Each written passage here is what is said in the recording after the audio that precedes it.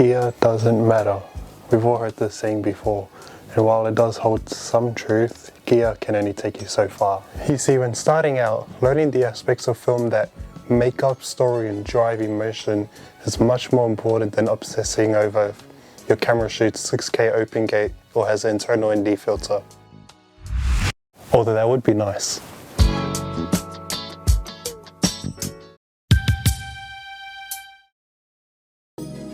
Now, before I show you what I shoot, let me show you what I shoot with.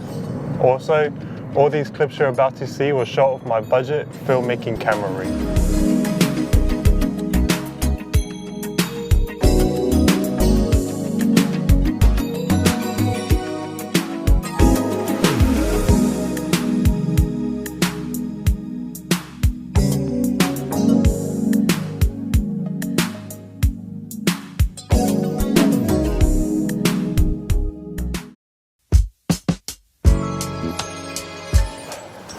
Now, I shoot a variety of stuff from music videos, weddings, content creation, corporate gigs, and whatever else it is I feel like shooting. So now you know what I shoot, here's what I shoot with. So I shoot with the old but trusty Sony a6300, and then you have two lenses, the Sigma 18-50 f2.8 and Sony G Master 18-105 f4. Everything I've shot in these last few years has been with this exact setup. Okay, but why did I go for a 7-year-old APS-C camera? It's because it was affordable. You see, when I was starting out, I didn't have the budget or skill set to get something like the A7S III, which had just come out.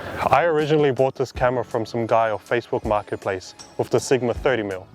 While that's an amazing lens, when starting out, I wanted the flexibility of a zoom.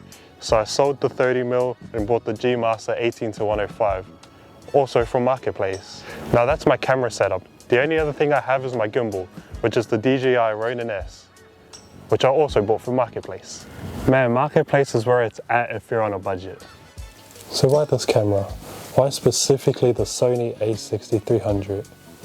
Well, it's because of its affordability and low light performance.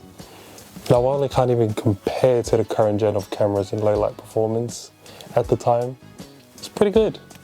And I got it for pretty cheap. However, I've come to a point where I'm using this camera to the best of its abilities, and now the camera is becoming the bottleneck. Its biggest limitations for me is its 8-bit color, poor dynamic range, and no 4K 60. So what's the secret? How I was able to use this as my main camera for so many years? It's storytelling. Because I didn't have the budget to upgrade my camera gear, it forced me to become better at telling stories. Focusing on improving my composition, lighting, pacing of my edits, pre and post-production has all made me a much better filmmaker than buying a new camera I ever would have. Although, it is time for an upgrade.